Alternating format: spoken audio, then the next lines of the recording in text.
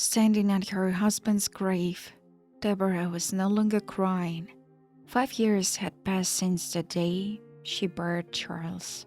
Every day the woman thought of him, and in her thoughts, her husband was always there. "Ryan, wipe the picture of your father. I think it's covered in dust," she asked her son. Since Charles' death, Deborah's relationship with her only heir has deteriorated. It was not that he had become indifferent to his mother or rude. No, it's just that the warmth and understanding that had always prevailed in their home was gone. Ryan lost his father when he was a teenager. 5 years ago, he was finishing high school. The boy experienced the loss in his way, withdrew into himself, and then began to disappear from home often. He had a group of friends with whom Ryan disappeared in the evenings, returning home late at night. The first year after her husband's funeral was tough for Deborah. Their family business was falling apart. She wanted to keep it alive in her husband's memory. The chain of small restaurants was his brainchild. He gave his all to those establishments. "I hope Charles doesn't see the kind of life his son leads," Deborah said sadly. "He always had such high hopes for you. He wanted you to continue his works and you..." "Stop it, Mom. I'm not doing anything wrong. I'm just living the life I like," replied the boy. "Today you came again in the morning. I'm a grown man, not a child. Stop controlling me. I'm not 5 years old anymore." Ryan walked down the path toward the cemetery exit. Deborah stood by her husband's grave longer and hurried after her son. Tonight, she had made a firm decision to fulfill her late husband's will. When Deborah and Charles met, he worked as a chief in the same restaurant. The man was a great cook, can patiently manage the kitchen staff, and could please even the most demanding gourmet. For this, he was highly respected by both the establishment's guests and the owner. When Charles proposed expanding the menu with original dishes from the chief, the manager agreed, but did not believe in this experiment too much, believing that traditional, familiar foods is popular. But for the owner's surprise, the number of guests at the institution increased. The chief surprised visitors with unusual flavors, original dishes, and exquisite sauces. Very soon, the restaurant's popularity went far beyond the city. Despite his success, Charles saw the institution's shortcomings where he worked. "You see, Deborah," he said to his wife, "I want to eat good food. I could eat big wigs with soft purses and people with average incomes. But for now, it's impossible. You should see the prices on our menu." "So tell the manager about it," advised his wife. "It's useless. He doesn't want to hear anything. He and the owner are all about profit. I will do things differently if I were the owner." Deborah knew her husband dreamed of having his restaurant where guests will come to celebrate an event and spend the evening at the delicious dinner. Charles has been nurturing this idea for many years, but did not dare to realize it. Too much investment was needed to open his own business. Everything changed suddenly when Charles almost dropped his hands and stopped dreaming of a family restaurant. As an inheritance from one of his relatives, the man received a dozen amount of money in the bank account. The question of how to dispose of this money has solved itself. Charles and Deborah opened their first restaurant. It was a small establishment with a cozy home atmosphere and delicious dishes. And soon, there was another, second, third restaurant. Charles was happy, and Deborah supported him in everything. The woman needed to improve in cooking, but admiring the talent and professionalism of his spouse. At first, He wanted Deborah to be a manager in his establishments. Still, she needed to understand something about business and immediately refused. This place was taken by an active, ambitious young man named Michael. He did well and did not interfere in the kitchen affairs, which suited Charles. Now he could create without anyone else's mandates, without restricting his cultural fantasies. Ryan was growing up and becoming very much like his father. His eyes lit up just like Charles as soon as the boy entered the kitchen. Now, he looked forward to finishing his lessons at school, and without going home, he would run to his father's restaurant. Sometimes, he was even entrusted with cutting vegetables and sausages. From a young age, the boy knew how to use the slicer and cutter. "You're a good son," his father used to tell him. "Soon you will be a great chief." "Do you think so, Dad?" "Of course, because you have a talent. That's one of the most essential things in our business. But you must learn to achieve the highest results and wear the proud chief title. And I was hoping you could learn that profession in Europe." Ryan dreamed that after graduation, he would go to Italy or Greece, where he would become a master of haute cuisine and continue his father's work. But it all came crashing down with Charles' death. Ryan seemed to lose his head. Dreams, thoughts, hopes, all vanished. The guy felt the loss strongly and stopped thinking about the future. After graduation from high school, he did not go to study further, spending all his time in the company of friends who raced on bikes on the night highways. Deborah realized she couldn't afford her husband's restaurants. They could have done better with few customers. Deborah tried to find the best chiefs, but they needed help handling the kitchen like Charles did. Fearing that the business will become unprofitable, she sold first one restaurant, then another, and soon it was the turn of the third establishment. She could not sell only that restaurant, with Charles open first. In memory of her husband, she kept it, remodeling it into a small family coffee shop. Ryan wanted to avoid learning, and Deborah needed to understand haute cuisine. However, she hired an excellent pastry chef with famous pastries, cakes, and cupcakes. This establishment brought in an income that allowed the widow not to starve. Returning from the cemetery, Deborah suggested that her son have lunch at one of their former restaurants. "Let's stop by in memory of his father and sit at the table," she suggested to her son. "Let's order some of the food your daddy loved to cook for us." Ryan couldn't refuse his mother. Deborah parked the car in the lot next to the restaurant. The room was empty, and only a few tables were occupied, making it easy to find seats. "Yeah," Ryan looked around the space. "It used to be so crowded that people would make reservations to get a seat in advance." "Yes, son. The restaurant has changed so much without our father. There's no more life in it. No more of those flavors that used to we've did. How inept a manager has to be to run the place like that." Ryan was surprised and helped his mother sit at the table. "Huh, there he is. Easy on ice." When Michael, the manager, saw the wife and son of the restaurant's former owner, he smiled and greeted them. "It's very nice to see you," he said. "Are you here for lunch? Or are you celebrating an occasion? Then our waiters will be able to offer you something special." No, Michael. Thank you. We're just here for a bite to eat." Deborah smiled at the manager. "Then I will make sure you get the best service possible," Michael offered helpfully.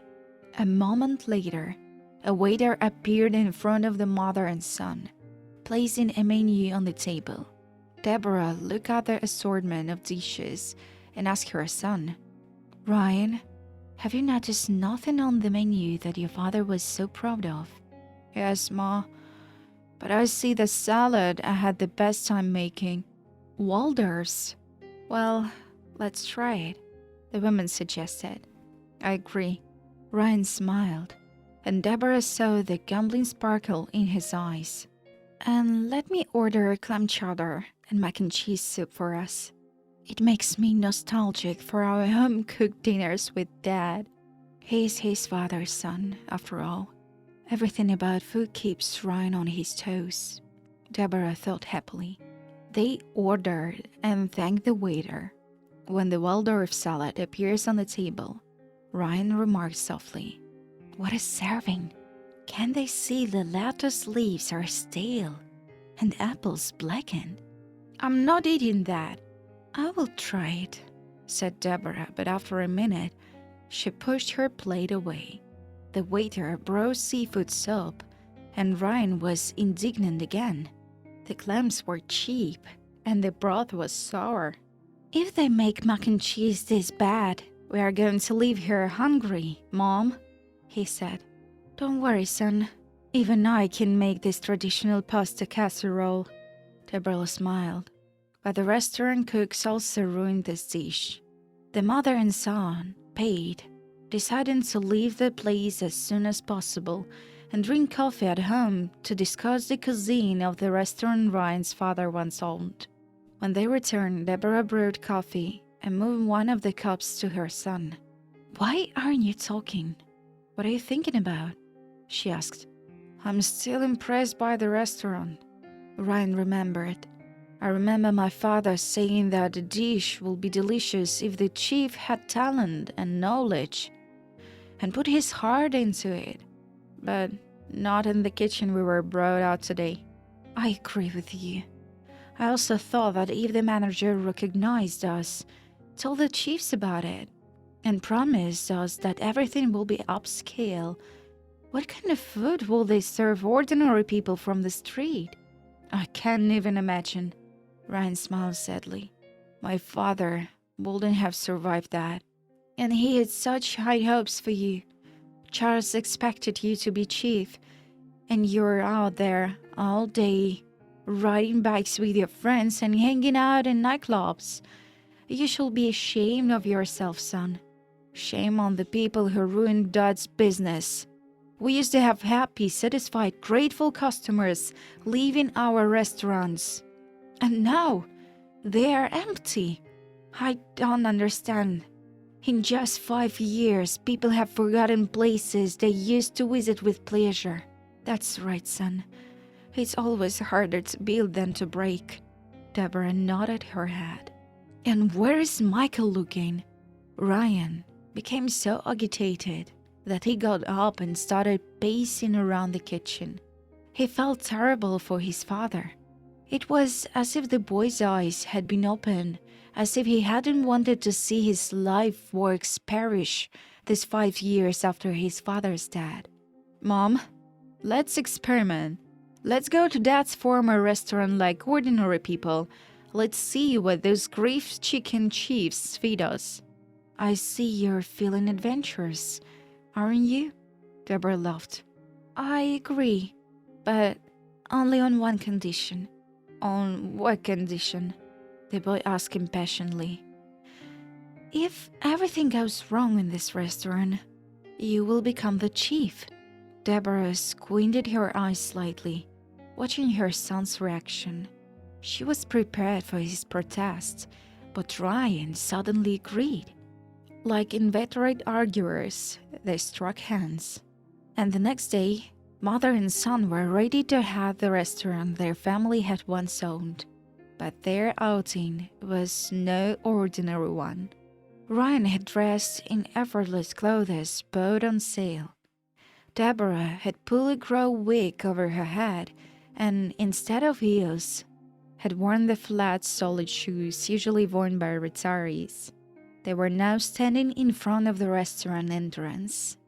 Ryan had pulled his cap over his forehead, so the manager wouldn't recognize him.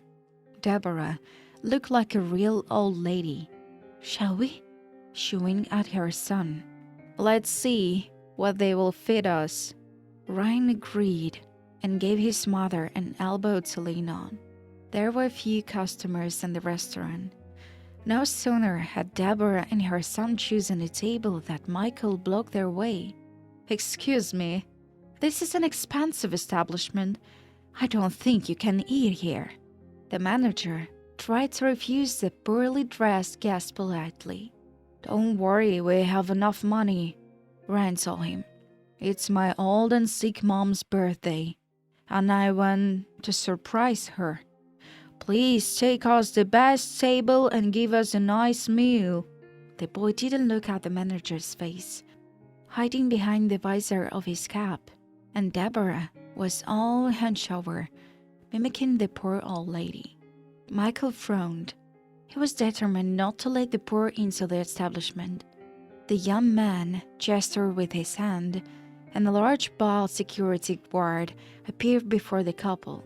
"Deal with them and throw them out," Michael ordered. "Wash your hands afterward. I don't want to catch any more contagions."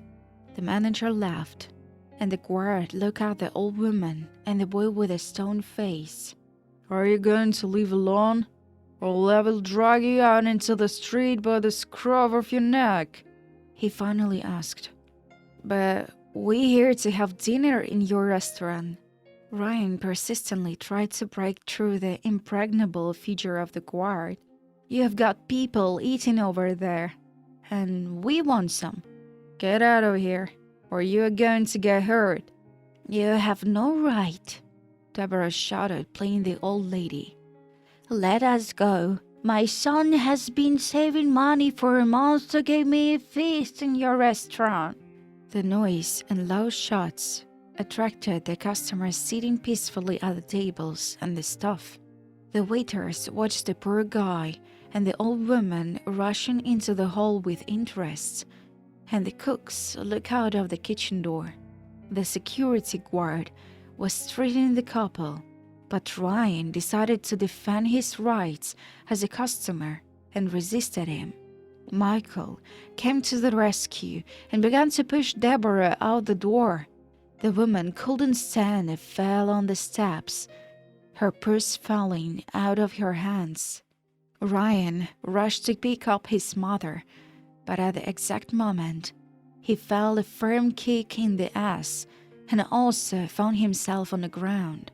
The restaurant staff laughed and clapped their hands, applauding the security guard and manager who kicked the poor people out into the street. Ryan and Deborah had no choice but to go home. "This is so beyond God and evil." Deborah's son was outraged when they returned to their apartment. "I still can't calm down. I'm suffocating with anger." "Yeah, this is something you and I didn't expect, son." She shook her head. "We weren't even allowed to eat anything. To be honest, I lost my appetite from such reception. How can you treat people like that? My father always had a wrong opinion of Michael, thinking he was only interested in wealthy guests, not ordinary people." "Your father was a wise man, and he was almost always right," his mother said. "The only thing he was sadly wrong about was your future. You didn't become a chief like Charles dreamed." "I will be a chief, Mom. I promise you." Ryan's eyes lit up. He decided to fulfill his father's will, and people in their town would again enjoy the chief's specialties. 5 years later, Deborah was eagerly awaiting her son. Today, Ryan was to fly from Europe, where he had been studying all those years, just as he had promised his mother after a curious trip to the restaurant. However, the guy studied not only with the best chiefs in France, England, and Italy, but also traveled the world, getting acquainted with Asian culture, and enthusiastically immersing himself in the culinary element of each country it was possible to visit. Deborah didn't sit idly by either. She met with the new owner of Charles' restaurant. He complained that things in the bought him ready and promoted business were going badly, and he will be happy to sell the institution. Still, no one was willing to do so. I can offer you a reasonable sum, Deborah said. After selling the restaurants, she invested profitability and could withdraw dividends from her bank account. Why would you do that, Deborah? Wondered the owner. You didn't want to go into business when Charles, from we respected, died. Didn't then. But now I'm sure I can. That's why I'm making you this offer. On the eve of their son's arrival, they finalized the deal. Deborah kept the news about the restaurant's acquisition a secret from her son, and the former owner asked him not to tell the staff who will now be their mistress. I have a present for you, son, she excitedly told Ryan when he got home. Now you have what your father dreamed of, knowledge. You have become a professional, so you should work for people and make them happy. My plans are exactly like that, the boy agreed. I bought out one of my father's restaurants. Now you are the chief, and I'm the owner. How does this sound? Great. I can handle it. Then let's hurry to the restaurant and meet the staff. The woman smiled slyly. Everyone from the manager to the dishwasher in the establishment bowed, but Deborah was wondering who will be their new owner and what changes were in store for them. But when an elegantly dressed Deborah and Ryan entered the room in the bright, stylish suit, the staff had no idea what will happen today. I'm the new owner of the restaurant, Deborah announced loudly, asking Michael to gather all the staff in the room. And this is Ryan. He's your new chief. The employees looked at each other in surprise. 5 years ago, you threw me and my son out of the street when you saw that we were poorly dressed. Today, I want to announce that this restaurant will be open to all customers. For the homeless, we will organize food distribution from another entrance. Those who disagree with the new concept, please remove your uniforms and leave the restaurant. The staff needed clarification. Michael remembered when he and the security guard threw the old lady and the guide out the door. He was the first to speak to the new owners. Deborah, please don't fire me. If I'd know it was you. We are going to give you a second chance, Michael. You will work in the other wing, where the street bums come for food. You mean? Michael thought Deborah was mocking him, but she looked at him thoughtfully, waiting for an answer. After a moment, though, he nodded his head. Well, we have made our acquaintance, and now let's go to work, Ryan exclaimed. Yes, Chief. The team of chiefs answered him in unison. A year later, Charles & Son became the city's most famous and popular restaurant, where every guest was welcome, regardless of his wallet, age, and status. Deborah kept her word to her husband before he died. Her son became the most respected chief in the state, and young culinary professionals from all over the country came to learn from him.